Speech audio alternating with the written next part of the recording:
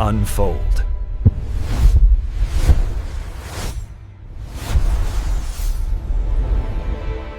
자, 여러분이 보내주신 자료 묶음, 오늘 또 한번 깊이 파고들어 볼 시간입니다.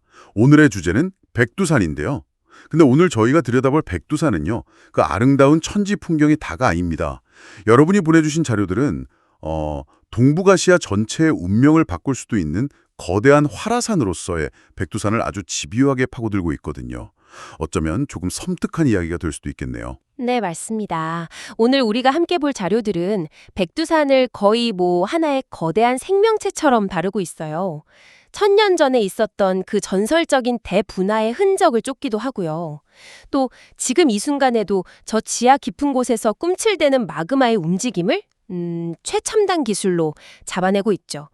그리고 만약 백두산이 다시 깨어난다면 어떤 일이 벌어질지 아주 구체적인 데이터로 보여주는 미래 시나리오이기도 합니다. 좋습니다.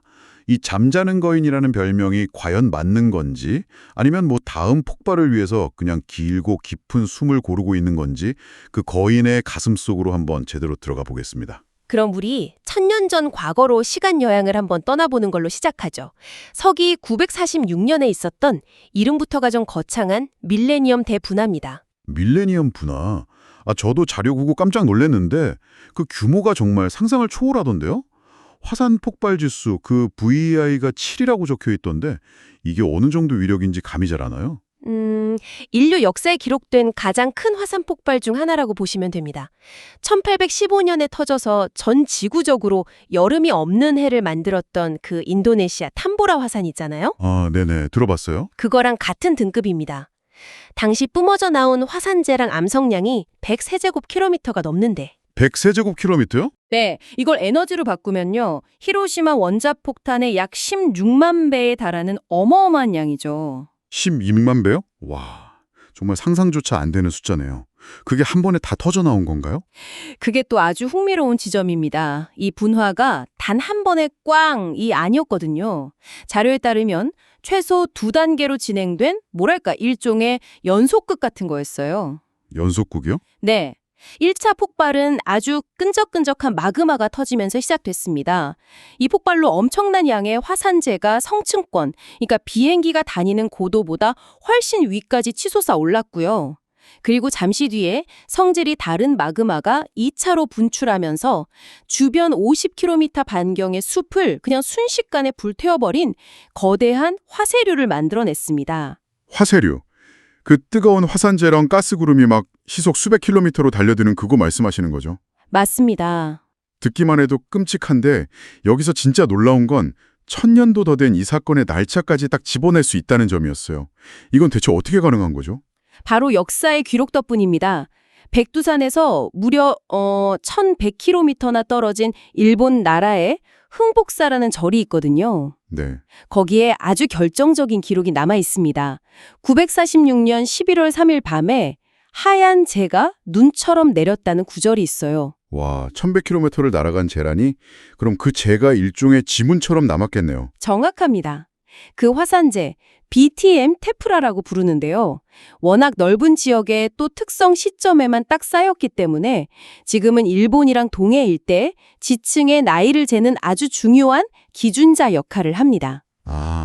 땅속에 찍힌 서기 946년의 도장 같은 거군요. 그렇죠. 근데 더 놀라운 기록이 또 있어요. 약 3개월 뒤인 947년 2월 7일에 이번엔 교토에서 하늘에서 천둥 같은 소리가 들렸다는 기록이 나옵니다. 소리가 일본까지 들렸다고요? 네, 이건 아마 2차 폭발이 일어나거나 아니면 화산 정상이 무너지면서 천지가 만들어질 때 발생한 그 거대한 저주파 충격음이 전달된 걸로 보고 있습니다. 와, 진짜 역사 기록과 과학의 환상적인 콜라보네요. 근데 최근에 이걸 더 정밀하게 교차 검증한 연구도 있었다고요? 네, 아주 재미있는 연구입니다. 영국 케임브리지 대학이랑 북한 과학자들이 공동으로 연구를 했는데요. 북한이랑요? 네, 화쇄류에 묻혀서 새까맣게 타버린 낙엽송, 그 나이테를 분석한 겁니다. 핵심은 나이테 속에 숨겨진 우주적 사건의 흔적을 찾는 거였어요. 바로 서기 775년에 있었던 아주 강력한 태양폭통, 미야케 이벤트라는 건데요. 태양폭풍요?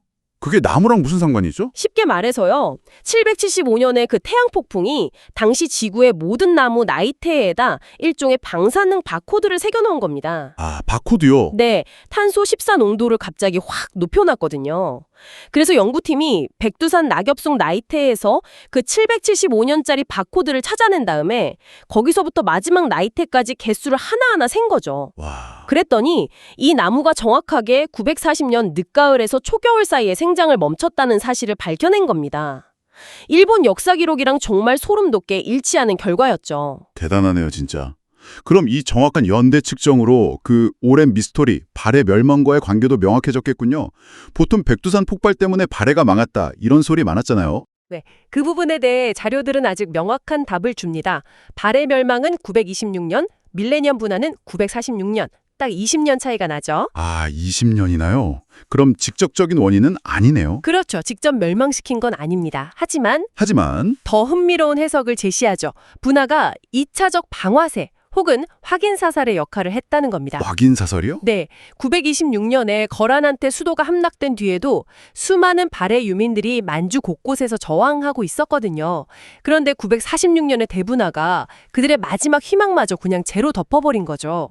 농사지을 땅은 다 황새화되고 생존 기반 자체가 무너지니까 이들이 대규모로 고려로 귀순하게 되는 결정적인 환경적 요인이 되었다는 분석입니다. 아, 그러니까 화산 폭발이 발해를 직접 무너뜨린 건 아니지만 나라 잃은 유민들의 마지막 저항 의지마저 꺾어버린 결정타였다. 이런 거군요.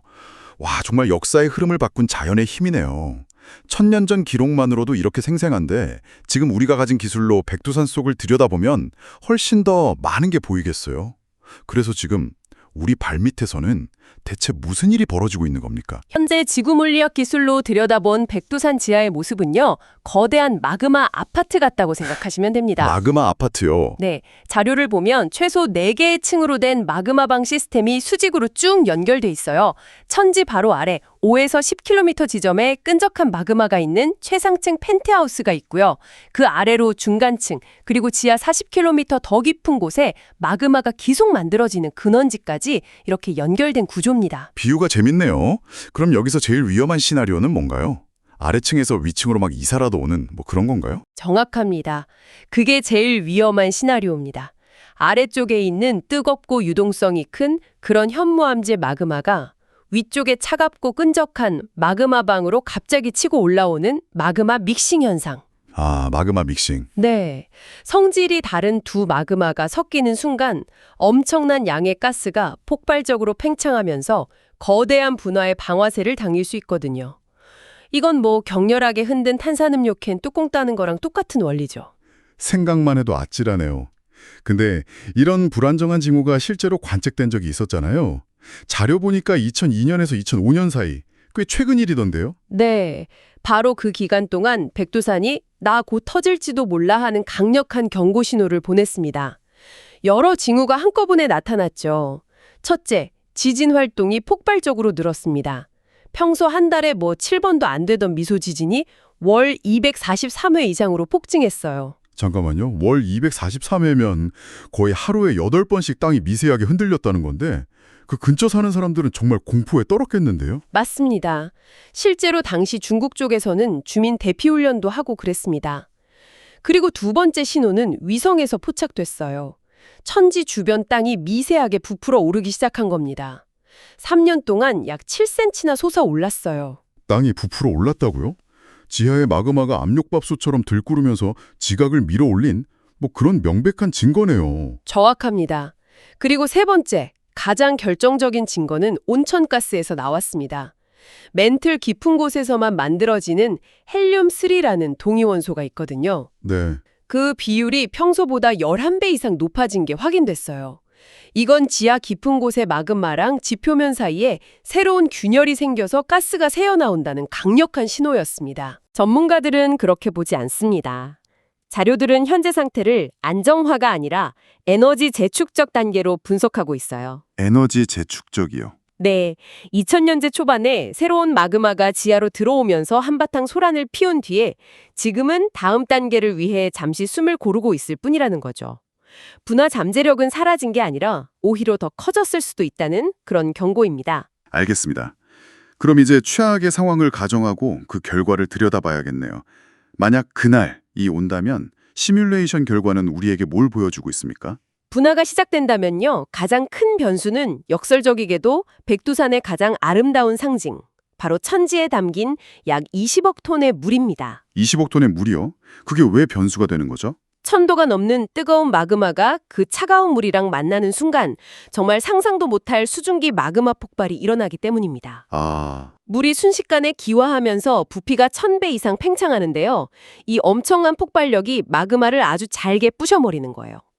그 결과 훨씬 더 멀리, 더 오랫동안 공기 중에 떠다니는 치명적인 극미세 화산재가 대량으로 만들어지는 거죠. 그러니까 물이 불을 더 키우는 역할을 하는 셈이군요. 그럼 물이 자체가 직접적인 위협이 될 수도 있겠네요. 물론입니다. 만약 폭발 충격으로 천지를 둘러싼 외륜산 일부가 무너져 내린다. 그러면 20억 톤의 물이 화산재 암석이랑 뒤섞여서 시속 100km가 넘는 거대한 진흙홍수, 즉 라하르를 형성하게 됩니다. 라하르요? 네, 이건 그냥 흙탕물이 아니에요. 모든 걸 쓸어버리는 콘크리트 쓰나미에 가깝습니다. 이 라하르가 압록강, 두만강, 숭화강을 따라서 내려가면서 하류의 댐, 교량, 도시들을 그냥 초토화시킬 수 있는 거죠. 정말 끔찍하네요. 그럼 가장 광범위한 피해를 줄 그 화산재는 그건 어디로 향하게 될까요? 자료를 보니까 이게 계절에 따라서 운명이 완전히 갈리던데요.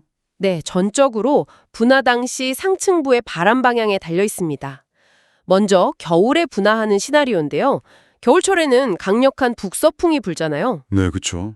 그래서 화산재 구름은 대부분 동쪽, 그러니까 동해를 건너서 일본으로 향합니다. 분화 8시간 만에 울릉도에 닿고 12시간 안에 일본 홋카이도랑 혼쇼 북부 지역을 뒤덮게 되죠. 그럼 겨울에 터지면 우리 내륙은 상대적으로 안전한 대신에 일본 피해가 크겠군요. 직접적인 화산재 피해는 적겠지만 간접 피해는 어마어마합니다. 북태평양을 오가는 핵심 항공로가 전부 폐쇄되면서 엄청난 물류 대란이 발생할 겁니다. 아, 그렇다면 우리에게 최악의 시나리오는 바로 여름철 분화겠군요. 맞습니다. 여름철에는 우리에게 익숙한 남동풍이나 북동풍이 불 때가 많죠. 이 바람을 타고 화산재가 한반도 내륙, 즉 남서쪽으로 확산될 수 있습니다. 시뮬레이션을 보면 9시간에서 15시간 만에 서울과 수도권 상공에 도달해서 호흡기 질환자 급증, 교통대란, 그리고 첨단산업시설 가동 중단 같은 국가적 재난 상황을 초래할 수 있습니다. 방금 말씀하신 것 중에 첨단 산업시설 가동 중단, 이 부분이 제일 와닿으면서도 무섭습니다. 아니 수백 킬로미터 떨어진 곳에 화산재가 어떻게 우리 경제의 심장부인 반도체 공장을 멈추게 할 수 있는 거죠? 백두산 화산재의 주성분인 규소, 즉 유리의 원료이기 때문입니다. 현미경으로 보면 이게 고운 가루가 아니라 아주 날카로운 유리 조각 같아요. 아, 유리 조각이요? 네, 나노미터 단위의 초미세 공정이 이루어지는 반도체 공장 클린룸에 이 미세한 유리 조각이 들어온다고 한번 상상해 보세요. 공기를 정화하는 필터를 막거나 찢어버릴 수 있고 설사 통과하더라도 웨이퍼 표면에 흠집을 내거나 회로를 쇼트시켜서 수백억짜리 웨이퍼 전체를 불량으로 만들어버릴 수 있습니다. 나노 단위 공정이니까 먼지 한 톨도 치명적인데 날카로운 유리 조각 같은 화산재가 하늘에서 쏟아진다면 와, 이건 진짜 속수무책이겠네요. 항공물류 마비도 심각할 테고요. 화산재는 항공기 제트 엔진의 천적입니다. 그냥 엔진 속으로 빨려 들어간 화산재가 높은 열에 녹아서 터빈 날개에 유리처럼 코팅이 돼버려요. 아, 그럼 엔진이 멈추는 거죠. 2010년에 아이슬란드 화산 폭발 때 유럽 항공편이 다 마비됐던 거 생각하시면 됩니다. 자료를 보면 인천국제공항이 폐쇄되거나 주요 항로가 막히면 열흘만 해도 약 3조 원 이상의 수출 피해가 발생할 수 있다고 합니다. 재고를 최소화하는 적시 생산 시스템에 의존하는 한국 경제에는 정말 치명타가 될 수 있죠. 그런데 자료를 보다 보니까 여기에 또 다른 변수가 있더군요. 지금까지 말한 모든 시나리오를 뒤엎을 수 있는 정말 생각지도 못했던 지정학적 변수 말입니다. 네, 바로 백두산에서 불과 110km 거리에 있는 북한의 풍계리 핵실험장입니다. 많은 학자들이 규모 7.0 이상의 강력한 인공지진이 백두산 지하에 그 불안정한 마그마방을 자극해서 분화를 촉발할 수 있다는 트리거 가설을 아주 진지하게 논의하고 있습니다. 핵실험이 화산을 깨울 수 있다는 건가요? 상상도 못 해봤는데요. 거대한 충격파가 마그마방을 흔들어서 내부 압력을 급격히 바꾸거나 마그마방 주변 안반에 새로운 균열을 만들어서 마그마가 올라올 통로를 열어줄 수 있다는 이론입니다. 그리고 만약 정말 최악의 경우에 핵실험과 화산 폭발이 거의 동시에 일어난다면 인류가 한 번도 겪어보지 못한 복합 재난이 발생할 수도 있습니다. 방사능 물질이 화산재에 섞여서 전 세계로 퍼져나가는 방사능 화산재 시나리오죠. 자, 오늘 살펴본 자료들을 종합해보면 결론은 아주 명확해 보입니다. 백두산은 그저 아름다운 풍경을 가진 잠자는 거인이 아니라 다음 분화를 위해 에너지를 차곡차곡 쌓으면서 숨을 고르고 있는 거대한 활화산이라는 것. 1000년 전의 기록, 그리고 불과 20년 전의 그 강력한 경고는 우리에게 남은 시간이 어쩌면 그리 많지 않을 수 있다는 사실을 보여주네요. 네. 74,000년 전에 인도네시아 토바 화산이 개폭발해서 당시 인류를 멸종 직전까지 몰고 갔던 사건과 비교되기도 합니다. 물론 백두산 경호가 그 정도는 아니겠지만 모든 것이 초연결된 현대 문명에 미칠 파급력은 결코 작지 않을 겁니다. 결국 백두산 분화는 만약, if의 문제가 아니라 when, 언제의 문제로 접근해야 한다는 것이 오늘 자료들의 핵심적인 메시지입니다. 자료들은 그래서 남북한과 주변국이 함께하는 국제공동 감시체계, 산업별 비상계획 수립, 복합재난 시나리오 훈련 같은 명확한 대비책을 재현하고 있습니다. 당연히 필요한 일들이죠. 하지만 여기서 여러분께 조금 다른 질문을 하나 던지면서 마무리할까 합니다. 국경을 가리지 않고 모두에게 영향을 미치는 이런 거대한 자연재해 앞에서 이념과 체제로 나뉘어 있는 우리는 과연 효과적으로 함께 대응할 수 있을까요? 재난의 그림자는 모두의 머리 위에 드리워지지만 그 책임과 대비는 각자의 몫으로 나뉘어 있을 때 우리는 어떻게 진정한 의미의 회복 탄력성을 함께 만들어갈 수 있을까요? 한 번쯤 깊이 생각해 볼 문제입니다.